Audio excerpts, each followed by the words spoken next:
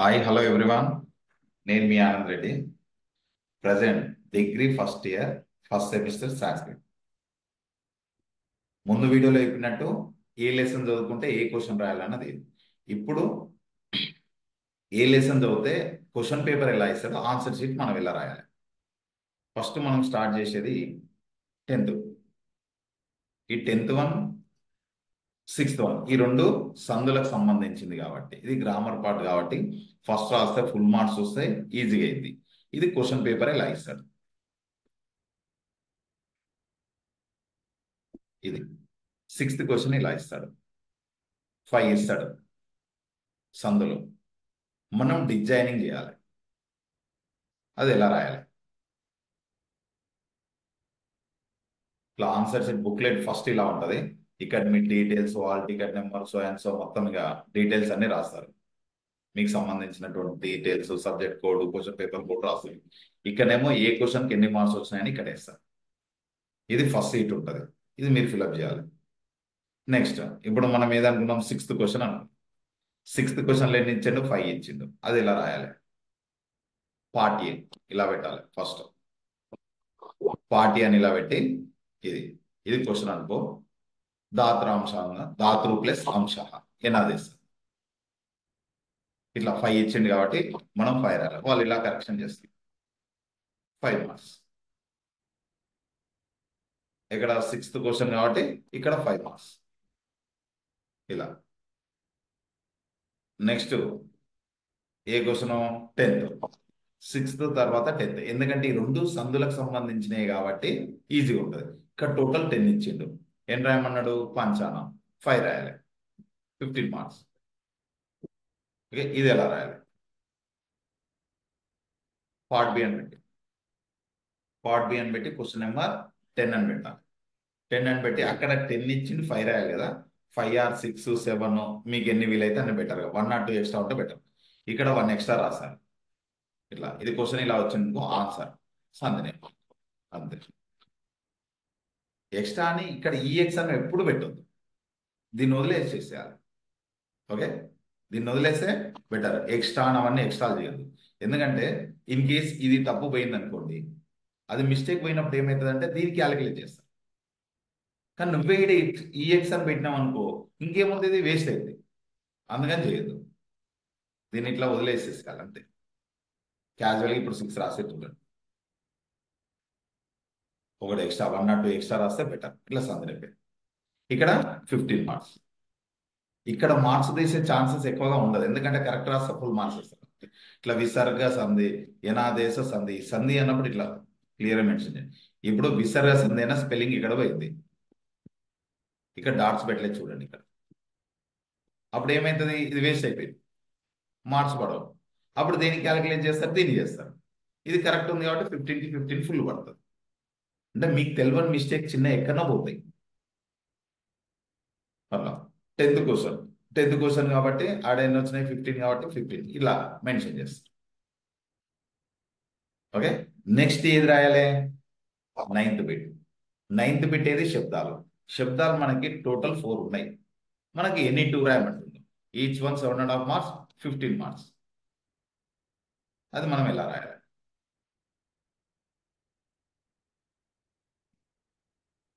Part B అని పెట్టి 9th question అని పెట్టి ఇది నది శబ్దం ఇచ్చింది కాబట్టి ఈకారాంత స్త్రీలింగ నదీ శబ్ద. విభక్తులు పెట్టాలి. ఏకవచనం, ద్వివచనం, బహువచనం. ప్రథమ వ్యక్తి నదీ నద్యో నద్య ఇట్లా కరెక్షన్ చేస్తారు. ద్వితీయ వ్యక్తి నదీ నద్యో నదీ. ఒక్కొక్కటి ఇలా కరెక్షన్ చేసుకుంటా ఇవన్నీ చూసుకుంటా నీట్గా చేస్తారు. అన్ని కరెక్ట్ ఉన్నాయనుకో 7.5 మార్క్స్. ఇంకొకటి రాయాలి కదా. ఇది 9th క్వశ్చన్ కానీ సెకండ్ వన్ రాశారు. ఇక్కడ మాతృశబ్దం. రుకారాంత స్త్రీలింగ మాతృశబ్దం. ఇవన్నీ కామన్. విభక్తులు ఏకవచనం, ద్వివచనం, బహువచనం, మాత, మాతరో, మాతర. అట్లా ఒక్కొక్క లెటర్ ఇట్లా కరెక్షన్ చేసుకుంటూ అన్ని కరెక్ట్ ఉన్నాయనుకోండి 7.5. ఇక్కడ ఎన్ని మార్క్స్ వేయాలి? 15 కదా. ఏ క్వశ్చన్కి? 9th క్వశ్చన్కి. అప్పుడు ఈ రెండు కలిపి 9th క్వశ్చన్కి 15 మార్క్స్. నెక్స్ట్ ఇది అయిపోయింది, ఇది అయిపోయింది. ఇందులో ఇది అయిపోయింది, ఎందుకంటే సీక్వెన్స్ గా ఇక్కడ ఉంది, అయిపోయింది. నెక్స్ట్ ఎయిత్ క్వశ్చన్ లో ఉన్నాయి మనకు 2 లెసన్స్. ఇక్కడ శివుడు గురించి, ఇక్కడ మంకీ క్రొకడైల్ స్టోరీ గురించి. ఏదన్నా రాసుకోండి మీ ఇష్టం, ఉన్న రెండిటికి 2 ఇస్తాడు. ఎయిత్ క్వశ్చన్ బట్టి మీ ఇష్టం ఉన్న స్టోరీ, తెలుగు వాళ్ళు తెలుగు, ఇంగ్లీష్ వాళ్ళు ఇంగ్లీష్ రాసుకోండి. ఓకే, ఒకవేళ ఇదే రాశారు అప్పుడు మీకు ఏం చెప్పా ఫస్ట్ వీడియోలో, ఎయిత్ క్వశ్చన్ లో ధర్మబద్ధ దవ్వారిక రాశారు అనుకోండి, ఏ క్వశ్చన్ ఇది సేమ్ లెసన్ కాబట్టి ఇది అనటేషన్, ఇలా రాయాలి. ఇన్ కేస్ లేదు ఇది రాశారు అనుకోండి, క్రొకడైల్ స్టోరీ, కృతజ్ఞానాస్తిని కృతి లెసన్ రాశారు అనుకోండి, అప్పుడు ఏ క్వశ్చన్ రాయాలి? Fifth question. ఇట్లా ఒక పోయం ఇస్తాడు. పోయం ఇచ్చినప్పుడు దీన్ని ఇంగ్లీష్లో కానీ తెలుగులో కానీ దాని మీనింగ్ రాయాలి. అందులో ఉంటే 7 పోయిమ్స్ ఉంటాయి. 7 నేర్చుకుంటే బెటర్ ఉంటుంది. అది ఎలా రాయాలి?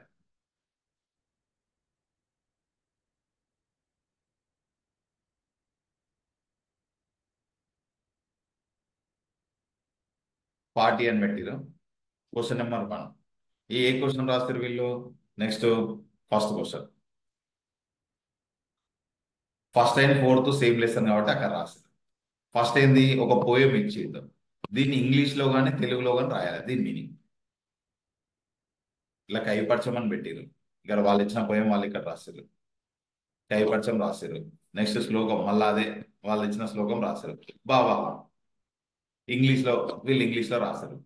మళ్ళీ వీళ్ళు ఏం చేసిరంటే ఇంకా కొద్దిగా బాగా రాదే బాబా రాసి సాంస్క్రిట్లో రాశారు. సాంస్క్రిట్ అంటే సేమ్ పోయం అటు రాసినట్టు రాసి లాస్ట్ ఇది బాబా పెట్టిరు. ఇదన్నది మీ ఇష్టం, కానీ వాళ్ళకి కావాల్సింది ఏంటంటే బాబా. ఇక్కడ ప్రజెంటేషన్ నీట్గా రైటర్ ఇంట్రడక్షన్ మొత్తం రాశారనుకో 5 వేస్తారు. లేదు సరిగా చిన్న చిన్న రాలేదనుకోండి 4 వేస్తారు యావరేజ్గా. ఇది ఏది కవిపక్షం రాయకుండా, ఇది రాయకుండా ఏదో సోది రాసినట్టు రాసేసి కనీసం ఓ క్వశ్చన్ నెంబర్ సరిగా పెట్టాక 5 పెట్టాకట 4, 3 అట్లా వేస్తారు. ఓకే, ఇప్పుడు ఏంటంటే 5 అన్నది మెయిన్, బాగా రాశారు కాబట్టి 5 మార్క్స్.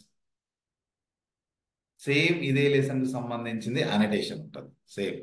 అంటే ఫస్ట్ టైం మనం 4th క్వశ్చన్ అనుకున్నాం కదా, ఇక్కడ ఫస్ట్ టైం 4 సేమ్ లెసన్ అంటే పక్క పక్కనే కాబట్టి. ఎందుకంటే ఈ లెసన్ రైటర్ ఇంట్రడక్షన్, ఈ లెసన్ సేమ్ లెసన్ కాబట్టి రాసలేదు.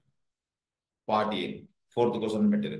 ఈ 4th క్వశ్చన్ ఏంటంటే సందర్భం ఆ లెసన్ లో ఉన్నటువంటి క్యారెక్టర్స్ ని, అంటే ఆ ఇచ్చినటువంటి ఆ క్వశ్చన్ ఎవరు ఎవరు మాట్లాడారండి, భావం, ఆ లెసన్స్ సంబంధించినటువంటి ఆ క్వశ్చన్ సంబంధించినటువంటి భావం రాశారు ఇంగ్లీష్ లో. మళ్ళీ నెక్స్ట్ ఏం చేసారు వీళ్ళు, ఇక్కడ లైన్స్ ఉన్నాయి కదా ఇంకా బెటర్ మంచి రాదని మళ్ళీ బాబా పెట్టి ఇక్కడ సాంస్క్రిట్ లో రాశారు. అంతే, ఇదన్నది మీ ఇష్టం, రాయొచ్చు రాయవచ్చు. ఇట్లా నీట్గా రాశారు అనుకోండి, దీనికి 5 మార్క్స్ ఇస్తారు. ఫస్ట్ క్వశ్చన్, 4th క్వశ్చన్ కి. ఫస్ట్ క్వశ్చన్ కి 5 మార్క్స్, 4th క్వశ్చన్ 5 మార్క్స్. ఇట్లా ఏ క్వశ్చన్ ఆ క్వశ్చన్ ఎప్పటికప్పుడు ఇక్కడ మెన్షన్ చేసుకుంటారు, కన్ఫ్యూజ్ కాదు. ఫస్ట్ అయిపోయింది, 4th అయిపోయింది, ఓకే 6th అయిపోయింది. నెక్స్ట్ ఏం రాశారు?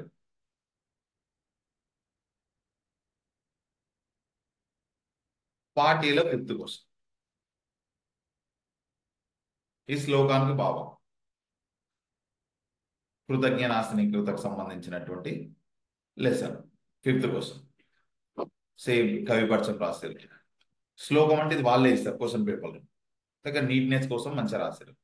నెక్స్ట్ భావ, ఇంగ్లీష్లో కాబట్టి ఇంగ్లీష్లో దాని మీనింగ్ రాశారు, భావం యొక్క మీనింగ్ రాశారు. మళ్ళీ ఇక్కడ ప్లేస్ ఉంది అని చెప్పి మళ్ళీ భావ పెట్టి సాంస్క్రిట్ లో భావం రాస్తారు. నీట్నెస్ ఇట్లా నీట్గా రాస్తే 5 మార్క్స్. ఇది 5th question. 5th question 5 marks.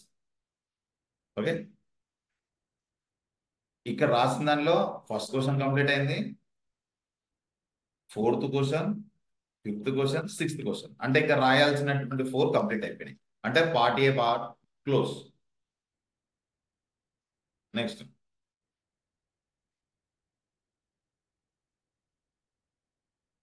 Part B. Part బిలో ఎయిత్ క్వశ్చన్ ఏంది ఎల్ఏక్యూ లాంగ్ ఆన్సర్ ఇక్కడ ఇచ్చింది కదా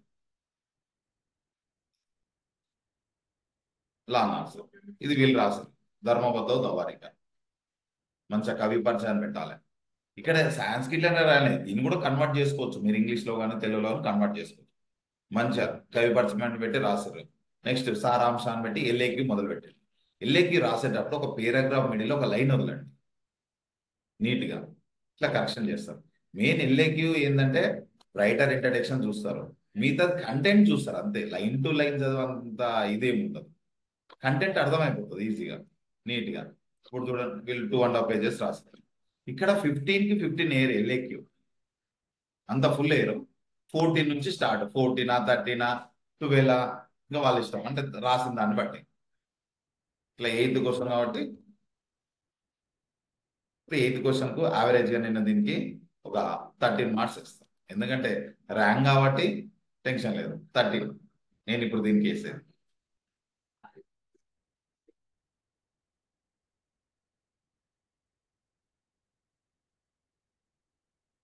మార్క్స్ మెన్షన్ చేసి. నెక్స్ట్ ఇది అయిపోయింది, ఎయిత్ క్వశ్చన్ అయిపోయింది. ఇంకున్నది ఏది 7th క్వశ్చన్ ఒకటి. 7th ఏంది వర్డ్ టు వర్డ్ మీనింగ్. ఇట్లా 4 పోయిమ్స్ ఇస్తాడు, ఎనీ 2 poems కి వర్డ్ టు వర్డ్ మీనింగ్ రాయాలి ప్రతిపదాలు.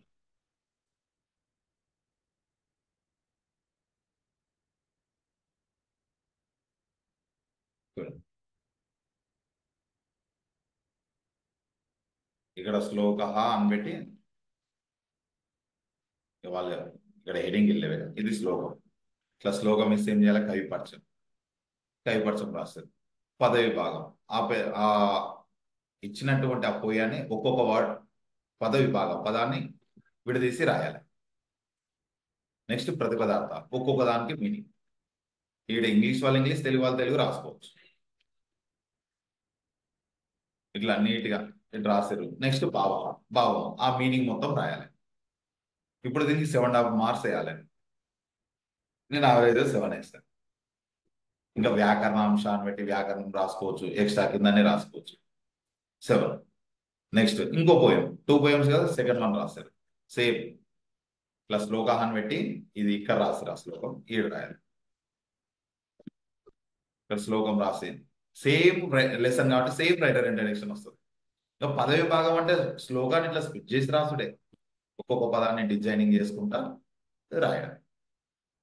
రాసిన తర్వాత దాని మీనింగ్, ఒక్కొక్క వర్డ్ మీనింగ్ నీట్గా. నెక్స్ట్ అన్ని కలిపితే భావ వస్తుంది. భావం దీనికి వస్తాం అంటే దానికి 7 దీనికి 7 అనుకో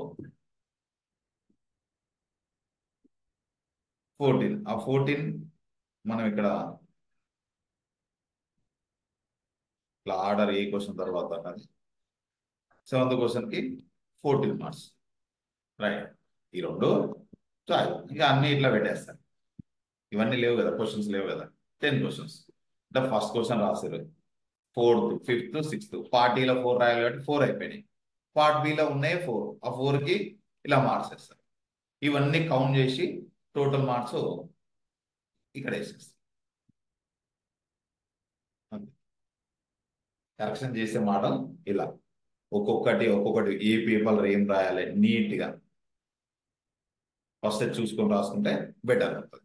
ఇలా నేను ఒక్కొక్కటి స్కాన్ చేసి నీట్గా నెంబర్ ఆఫ్ క్వశ్చన్స్ ఎట్లా రాశారు, ఏ ఆర్డర్ రాశారు అనేది చూపిస్తున్నాను. ఇష్టం ఉన్నట్టు రాసుకోండి, ఇలానే రాయాలని ఏం లేదు, కానీ నీట్నెస్ అర్థమయ్యేటట్టు. ఇప్పుడు స్పేస్ వేస్తే ఒక లైన్ వదలడం వల్ల ఇంత నీట్గా అనిపిస్తుంది. ప్రతి పేజీలో ప్రతి లైన్కి రాశారు అనుకోండి, ఆ గ్రామర్ పార్ట్ అర్థం కాదు, స్క్రీన్లో నీట్గా అనిపించాలి అందుకు.